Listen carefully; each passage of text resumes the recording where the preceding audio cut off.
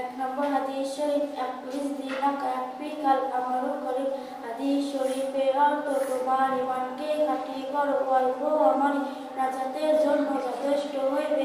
2 নম্বর হাদিস শরীফ খায়রুকুম মান তাআল্লামাল কুরআনা ওয়া আল্লামাহু হাদিস শরীফের অর্থ তোমাদের মধ্যে সর্বোত্তম ওই ব্যক্তি যে নিজে কোরআন শিক্ষা করে এবং শিক্ষা দেয়। 3 নম্বর হাদিস শরীফ তালাবুল ইলমি ফারিদাতুন আলা কুল্লি মুসলিম হাদিস শরীফের অর্থ তিন ইলম তওয়াক্কুল প্রত্যেক মুসলমানের উপর ফরজ। 4 নম্বর হাদিস শরীফ আত-তুহুর শাস্ত্রুল ঈমান হাদিস শরীফের অর্থ পবিত্রতা ঈমানের অঙ্গ।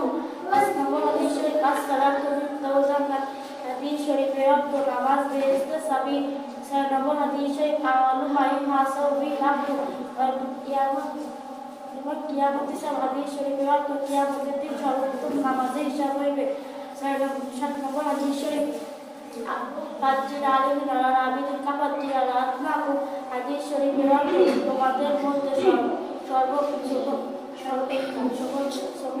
ছোট ব্যক্তি দাওয়া অবরোধ করো বেলে বাংলাদেশে একজন খাটি